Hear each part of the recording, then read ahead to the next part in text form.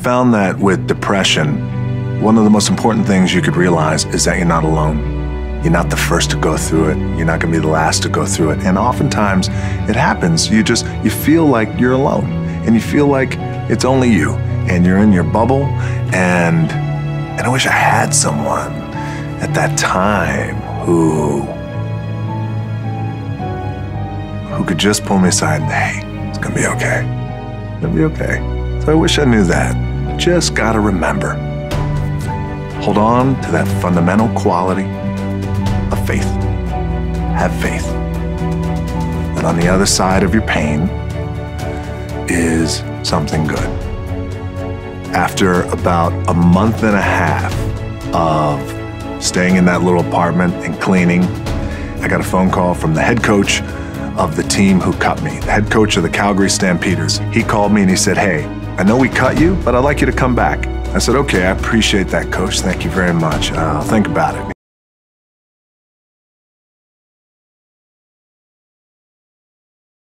He said, okay, great. I hung up the phone and my dad said, you're gonna do it, right? I said, no, I don't think so. I think I'm done with that. And he goes, what? I said, my gut tells me I'm done. He said, what are you gonna do? I took a deep breath. I said, I'd like to get into the business. He said, what business? I said, the wrestling business. He said, you are throwing it all away. It is the worst mistake you will ever make.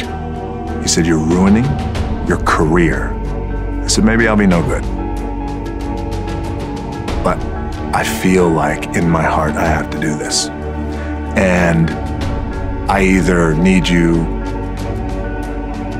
to train me or need you to not train me. My dad rose to the occasion. He said, I'll train you. And it wound up being one of the greatest chapters in my life. I remember I had great angst every night before I went out because I was not able to be myself. My very first WrestleMania, the biggest show of the year, the Super Bowl of wrestling. It's not just all luck, is it? Well, this is Rocky. That night, 20,000 fans started chanting Rocky sucks.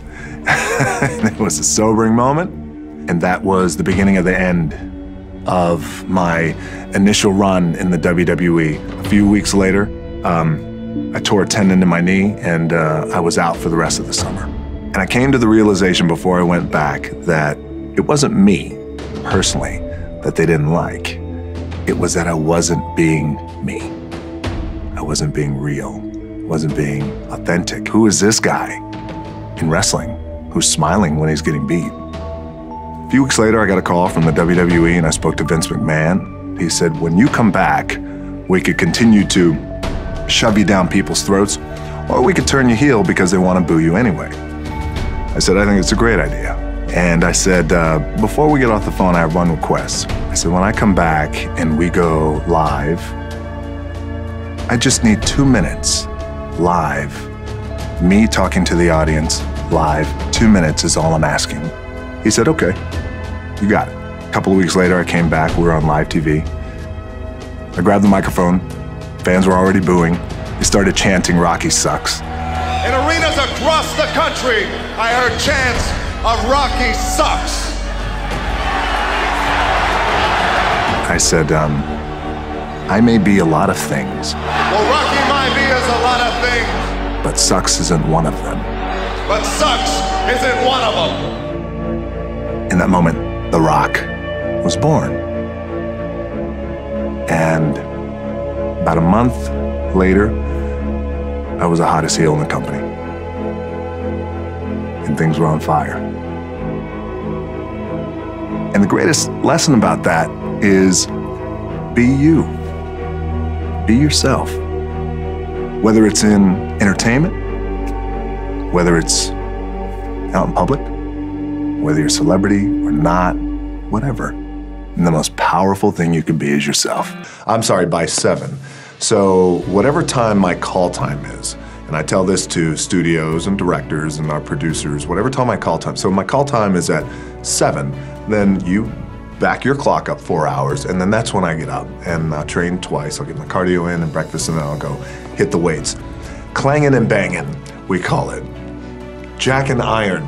But like, what time do you go to bed? I mean, you might shoot really late at night. I'm averaging, on a movie, I'll average probably about 5 hours of sleep. Yes, I get up super early.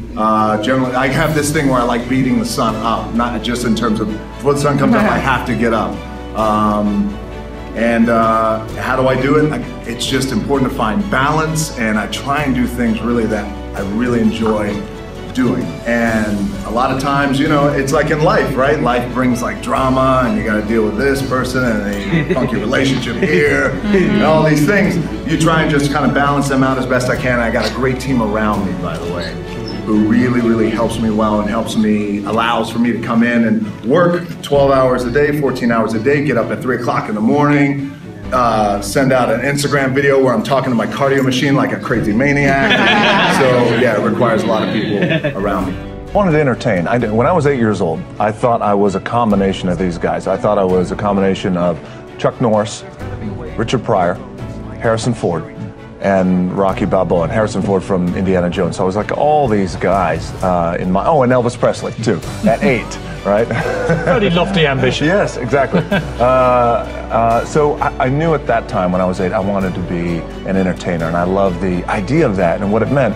And when I was 8, I saw Indiana Jones for the first time, and I loved that character. Like, wow, that guy was so heroic, and he kicked ass, and I knew I wanted to be something, and it was important to me to be something. It was important to me that I didn't fail. But by the way, and if I did fail, at least what was also important was the lesson.